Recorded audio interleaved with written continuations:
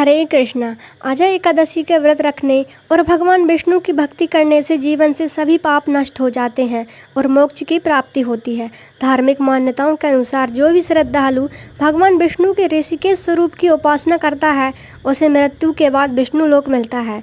अजय एकादशी के व्रत की कथा सुनने मात्र से ही अश्वमेध यज्ञ के बराबर पुण्य फल मिलता है।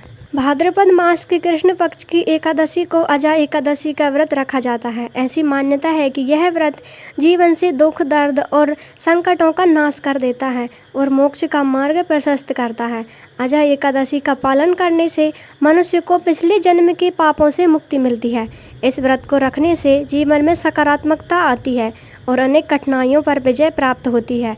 इस साल अजय एकादशी का व्रत 19 अगस्त को रखा जा रहा है।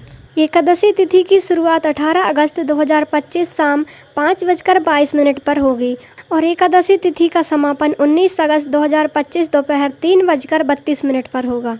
व्रत पारण का समय 20 अगस्त सुबह 5:53 से 8:29 पर होगा। चलिए अब हम जानते हैं व्रत के नियम क्या हैं। अजय एकादशी के दिन कुछ खास बातों का विशेष ध्यान रखना चाहिए। इस दिन मांस, मदिरा या लहसुन, प्याज आदि का सेवन करने से बचना चाहिए। इस दिन चावल खाने की भी मनाही होती है। इस दिन दूसरों के लिए मन में घृणा बिल्कुल ना लाएं। बाल या नाखून काटने से भी परहेज करें। इस दिन दान दक्षिणा करना बहुत पुण्यकारी माना जाता है।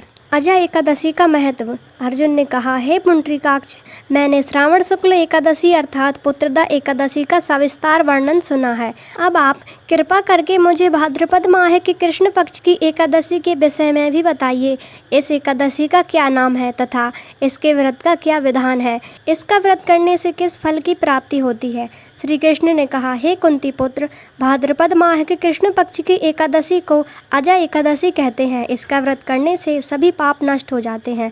इस लोक और परलोक में मदद करने वाली इस एकादशी व्रत के समान संसार में दूसरा कोई व्रत नहीं है। चलिए अब हम अजय एकादशी की व्रत कथा शुरू करते हैं। अब ध्यान पूर्वक एकादशी का महात्म्य श्रवण करो। पौराणिक काल में भगवान श्री राम के वंश में अयोध्या नगरी में एक चक्रवर्ती राजा हरिश्चंद्र नाम के एक राजा हुए थे। राजा अपनी सत्यनिष्ठा और ईमानदारी के लिए प्रसिद्ध थे। एक बार देवताओं ने इनकी परीक्षा लेने की योजना बनाई। राजा ने स्वप्न में देखा कि ऋषि विश्वामित्र को उन्होंने अपना राजपाट दान कर दिया है। सुबह विश्वामित्र वास्तव में उनके द्वार पर आकर कहने लगे, तुमने स्वप्न में मुझे अपना राज्य दान कर दिया है। राजा ने सत्यनिष्ठ व्रत का पालन करते हुए संपूर्ण राज्य विश्वामित्र को सौंप दिया।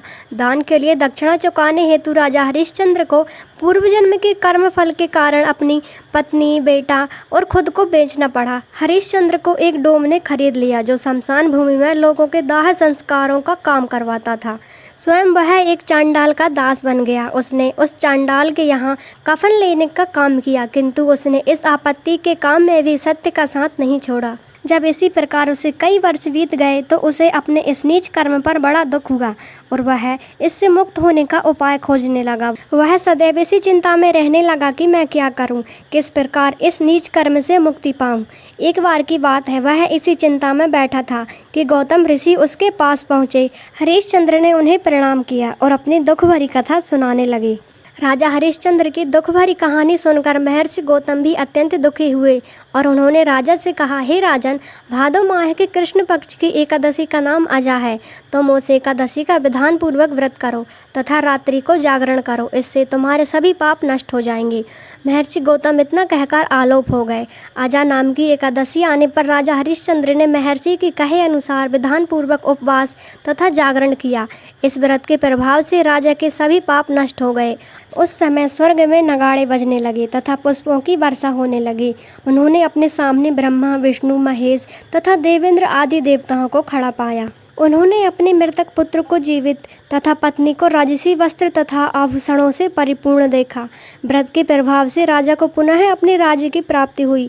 वास्तव में एक ऋषि ने राजा की परीक्षा लेने के लिए यह सब कौतुक किया था, परंतु अजय एकादशी के व्रत के प्रभाव से ऋषि द्वारा रची गई सारी माया समाप्त हो गई और अंत समय में हरिश्चंद्र अपने परिवार सहित स्वर्गलोक को गया। हे राजन, यह सब अजय एकादशी के व्रत का प्रभाव था। जो मनुष्य इस उपवास को विधान पूर्वक करते हैं तथा रात्रि जागरण करते हैं, उनके सभी पाप नष्ट हो जाते हैं और अंत में वे स्वर्ग को प्राप्त करते हैं। इस एकादशी व्रत की कथा के श्रवण मात्र से ही अश्वमेध यज्ञ के फल की प्राप्ति होती है। आशा है कि आप सभी ने यह कथा ध्यानपूर्वक सुनी होगी। ऐसे ही और कथा सुनने के लिए हमारे चैनल को सब्सक्राइब अवश्य करें। धन्यवाद।